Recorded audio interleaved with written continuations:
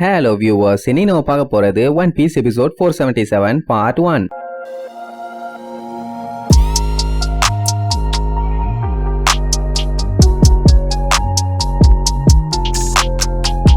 Open பண்ணா போன பாட்டுல லூஃபிய போட்டு பொலன்னு பொலந்து பயல அப்படியே மட்டையாகிட்டானுங்க. அது மட்டும் இல்லாம ஏச யாருமே நெருங்க கூடாதுன்னு இப்ப கார்ப் வேற ப்ரொடெக்ஷனுக்கு வந்து உட்கார்ந்துட்டு இருக்கான். அதுதான் எல்லாத்துக்குமே பயம். ஏன்னா 20 வருஷத்துக்கு முன்னாடி கோல்டு ரோஜர் கூடயே டைரக்டா நின்னு சண்டை போட்டவர். அது மட்டும் இல்லாம ஒரு லெஜெண்டரி நேவி சோல்ஜர். இவரை தாண்டி போறதெல்லாம் என்ன சாதாரண விஷயமா? கோல்டு டி ரோஜர் கூட சண்டை போட்டது ஓகே, என்ன கிங் ஆஃப் த பைரட் அவரோட ஆப்பனன் கூடயும் சேர்த்தி சண்டை போட்டிருக்காரு. அதான் ஷிக்கி த கோல்டு லயன். அதுவும் இந்த மரைன் ஃபால்ல தான் சென்கோ கூட சேர்ந்து சண்டைய போட்டு இம்பல் டவுன்ல கொண்டு போய் அடைச்சு வச்சாங்க. அங்க இருந்து தான் அந்த ஷிக்கி தப்பிச்சது. அந்த டைம்ல எல்லாம் அந்த இடமே செதஞ்சு போச்சு. அப்படி ஒரு சண்டை. இப்படி எல்லாம் மாத்தி எல்லாம் பில்டப்பா பேசின உடனே ஒயிட் பியர்டுக்கு காண்டாயிரும். பின்ன சாப்பிடறது இங்க, கை கழுவுறது அங்கயா? எதுக்குடா தேவையில்லாம அவனுக்கு இவ்வளவு பில்டப் கொடுக்குறீங்க? என்ன இருந்தாலும் அவன் ஒரு ஓல்டு சோல்ஜர் தான். இறங்கி பொழந்து கட்டுங்க உடனே கார்ப்பு காண்டாயிருவாரு. அந்த டைம் அக்கைனோ என்ன சண்டை போட வந்த இடத்துல வெட்டியா டயலாக் எல்லாம் பேசிட்டு இருக்கீங்க? முதல்ல முன்னாடி இருக்க எனிமிய பாக்கணும், அதுக்கப்புறம் தான் பின்னாடி போகணும்னு சொல்லிட்டு அவனோட லாவா பவரை வச்சு பாஞ்சு ஒரு பஞ்சு வைப்பான். கேஷுவலா ஒயிட் பியர்ட் தட்டி விடுவாரு. அந்த பக்கமா தெரிச்சு போய் விழுந்து அந்த இடமே காலி. சோ இப்ப அவங்க ரெண்டு பேரும் அங்க முட்டிட்டு இருக்காங்க. அதே நேரம் ஒரு 2 பேரும் ஏசோட கழுத்தை வெட்டணும்ல, அவங்க 2 பேருமே அடிபட்டு பேன்னு கிடக்குறானுங்க. இனி சப்ஸ்டியூட் தான் வரணும், அவங்க வந்துட்டு இருக்காங்கன்னு சொன்ன உடனே சென்கோக்கும் வேற வழி இல்லாம வெயிட் பண்ணுவான். அந்த டைமுங்கும் போது இந்த பைரட்ஸுங்க எல்லாம் என்ன பண்ணுவானுங்க,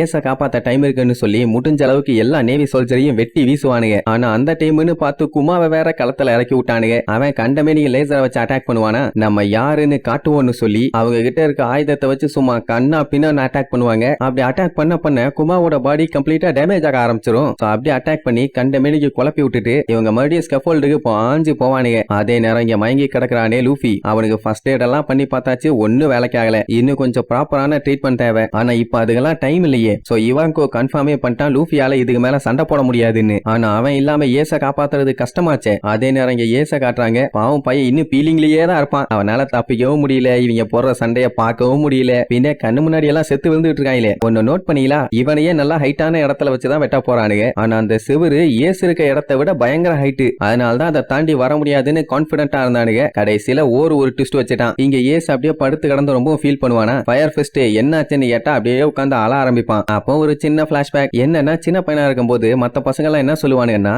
இந்த கோல்டு டி ரோஜரால தான் இந்த உலகமே இப்படி நாரி போய் கிடக்குது. ஒன் பீஸ்னு ஒரு புதையல் இருக்குன்னு சொல்லி எல்லாத்தையும் ஆசை காமிச்சு எல்லா பைரட்டையுமே கிளப்பி விட்டுட்டாரு. அது எல்லாமே அவரோட ஃபால்ட் தான். சொல்ல போனா உலகத்தையே நாசம் பண்ணிட்டாரு. முதல்ல அவரெல்லாம் பிறந்திருக்கவே கூடாது, எதுக்குமே ஒர்த் இல்ல, சாகணும்னா சாக வேண்டியதானே. அதை விட்டுட்டு இருக்கிற பைரட்ஸ் எல்லாத்தையும் கிளப்பி விட்டதுனால கடல்ல ஏகப்பட்ட பைரட்ஸுங்க சுத்த ஆரம்பிச்சிட்டானுங்க. அவர் இருந்தாலும் சரி இல்லாட்டியும் சரி எல்லாத்துக்குமே தலைவலி லூசு. இந்த உலகத்தோட அசிங்கமே அவரு தான். அதை முதல்ல புரிஞ்சுக்கன்னு சொல்லி அவங்கிட்ட கேவலப்படுத்திட்டு போயிருப்பானுங்க. அவனோட அப்பாவை சில சல்லி பயல்கள்லாம் இப்படி பேசினானுங்கன்னா அவனுக்கு காண்டாகுமா இல்லையா? உடனே கைய முறுக்கிட்டு கொல்ல காலில் நிப்பானா. உடனே அதுக்கும் வீம்புக்குன்னே வம்புழுப்பானுங்க. என்ன தம்பி காண்டாகிறியா, கடுப்பா இருக்கா? அது தாண்டா உண்மைன்னு சொல்லிட்டு பக்கத்துல வரும்போது பாஞ்சு வாயிலேயே ஒரு குத்து. அதுக்கப்புறம் அடுத்து இருக்க எல்லாத்தையுமே போட்டு குமுறுன்னு குமுறு எடுத்துருவான். அதுக்கப்புறம் தனியா உட்காந்து ரொம்ப ஃபீல் பண்ணிட்டு இருக்கும் போது ஏசையும் லூஃபியும் சின்ன வயசுல வளர்த்திட்டு இருந்த அந்த கேர்லி டாடனுங்கிறவங்க வந்து அவனை போட்டு கிளின்னு கிழிச்சு தள்ளிடுவாங்க. ஏன்னா அவன் அடிச்ச அடியில ஆல்மோஸ்ட் அவனுக்கு செத்துருப்பானுங்களாம். அந்த அளவுக்கு அடிச்சிருக்கான். இத சொன்னா அவங்க இன்னும் சாகலையான்னு வேற கேக்குறான். அட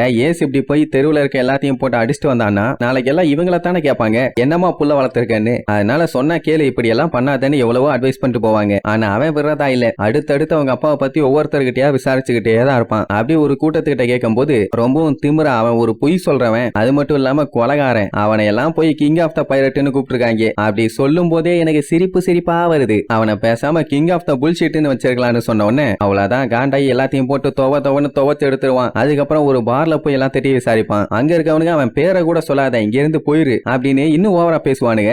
மக்கா பெரிய ஆளுன்னு கூட பார்க்காம அவனுங்களையும் போட்டு துவச்சு எடுத்துட்டு வருவான். ஆனா என்ன கொஞ்சம் அடி வாங்கிட்டான் போல. கார்ப் வந்து பார்த்துட்டு விழுந்து சிரிப்பாரு. என்ன பாக்கனா நல்லா அடி வாங்கினியா, சரி பரவாயில்லன்னு அவன்கிட்ட நைஸா பேச்சு கொடுப்பாரு. என்னன்னா பையன் இப்பெல்லாம் கண்ட்ரோல்லயே இல்லையாமா. அது ஏன் என்னன்னு கேட்டா அவன் கார்ப்பை பார்த்து ஒரு கேள்வி கேட்பான். உங்களுக்கு பேரன் இருக்கான்ல, அவன் ஹாப்பியா இருக்கானா இல்லையான்னு. அவனுக்கு என்ன நல்லா ஜாலியா இருக்கான்னு உடனே ஏசு உண்மையை சொல்லுங்க, நல்லா இந்த உலகத்துல பிறக்கிறதுக்கு தகுதியான ஆள் தானா, எனக்கு புரியலன்னு சொல்லி ரொம்ப ஃபீல் பண்ணியிருப்பான். அதையெல்லாம் யோசிச்சு பார்க்கும்போது பார்க்கும்போது கார்ப்புக்கு இப்போ ரொம்ப பெருமையா இருக்கும். ஏன்னா இவன் ஒருத்தனை காப்பாத்துறதுக்காக அங்க ஒரு பெரிய பிரளயமே போயிட்டு இருக்குது. அதே நேரம் இங்க லூஃபி கிட்ட சுத்தமா அசைவே இல்ல. பேசாம கப்பல்ல கொண்டு போய் இவனை சேஃப்டியா உள்ள வச்சிடலான்னு முடிவு பண்ணிட்டாங்க. இவன் கோவம் முடிவு பண்ணிட்டான், பேசாம லூஃபி இல்லாம தான் நம்ம ஏச போய் காப்பாத்தி ஆகணும், அதுதான் ஒரே ஆப்ஷன் சொல்லிட்டு திரும்பும் போது டப்புன்னு நம்ம லூஃபி அவன் காலை பிடிச்சிருவான். என்னடான்னு கேட்டா முடியாத நிலைமையில கூட எனக்கு ஒரு சின்ன ஹெல்ப் பண்ணுமா. ஐயோ திடீர்னு ஹெல்ப்ங்கிறானே, என்ன கேட்க போறான்னு தெரியலன்னு ஷாக் ஆவான். அதே நேரம் நேவி ஆளுங்க எல்லாத்தையுமே பந்தாடிட்டு போயிட்டு இருப்பாங்க பைரட்ஸுங்க. ஜிம்பை எல்லாம் ஏசே கொஞ்சம் வெயிட் பண்ணு, நான் வந்து உன் உயிரை காப்பாத்துறேன்னு சொல்லி அவன் ஒரு சைடு எல்லாத்தையும் பந்து கட்டிட்டு போவான். இல்ல நாங்க தான் காப்பாத்துவோம், நாங்க கமாண்டர்ஸ் எல்லாம் ஒரு சைடு வேகமா ஓடுவாங்க. இப்படி அத்தனை பேரும் என்ன ஆனாலும் சரி ஏச காப்பாத்தியே தீர்வோம், எங்க உயிரே போனாலும் பரவாயில்ல அப்படி இப்படின்னு கோஷம் போட்டுக்கிட்டே வந்தவொடனே இங்க ஏசுக்கு ரொம்ப கஷ்டமா போயிடும். ஏன்னா இவனுக்காண்டி அவ்வளவு பெரிய ஆளு ஒயிட் பியர்டு, நம்ம லூஃபி, இன்னும் பெரிய பெரிய சோல்ஜர்ஸுங்க. அது மட்டும் இல்லாம இவங்களுக்கு வேலை பார்க்கிற கடைசி பைரட்ஸ் வரைக்கும் அடுத்தடுத்து அடி வாங்கி ரத்த கலரியோட கிடக்குறானுங்க. அப்படி பார்க்கும்போது அவனுக்கு கஷ்டமா தானே இருக்கும். அதே நேரம் இங்க லூஃபி கேட்ட ஹெல்ப்புக்கு இவான்கோ வேண்டாம் முடியாது, அது நல்லது இல்லம்மா, இல்ல பண்ணு ப்ளீஸ்னு சொல்லி அவன் கெஞ்சிக்கிட்டு இருப்பான். இங்க ஏசு தேம்பி அழுவான். ஏன்னா இவனுக்காண்டி அவங்க எல்லாம் கஷ்டப்படுறத பார்க்கும்போது அவனுக்கு அவ்வளவு சந்தோஷமா இருக்குது. சொல்லப்போனா இவங்க படுற கஷ்டத்தெல்லாம் பார்க்கும்போது இப்பதான் அவனுக்கு வாழணும்னு தோணுதாமா. இப்படி அவன் சொன்ன கேட்டுட்டு கார்ப்புக்கு என்ன சொல்றதுனே தெரியல. இவ்வளவு நேரம் சாகணும்னு முடிவு பண்ணவன் இப்ப வாழணும்னு நினைக்கிறான். அதுவும் இவரோட பேரனா வளர்ந்தவன், அவனுக்கு என்ன இது என்ன சாகர வயசா, இப்படி ஆயிடுச்சேன்னு அவரும் ரொம்ப ஃபீல் பண்ணுவாரு. இங்க லூஃபி இவான்கோ காலை புடிச்சு கெஞ்சுவான், ப்ளீஸ் எனக்கு ஹெல்ப் பண்ணுன்னு. அவனுக்கு ரொம்ப கஷ்டமா இருக்கும், திருப்பியும் அந்த மாதிரி பண்ணா அது ரொம்ப ஆபத்தாச்சேன்னு. ஆனா லூஃபி விடாம இல்ல என் அண்ணனை நான் காப்பாத்தி ஆகணும், எனக்கு ஹெல்ப் பண்ணுன்னு சொல்லி ரொம்ப கஷ்டப்படுறதோட இந்த எபிசோடுக்கு எண்டு கார்டு போட்டு முடிக்கிறாங்க.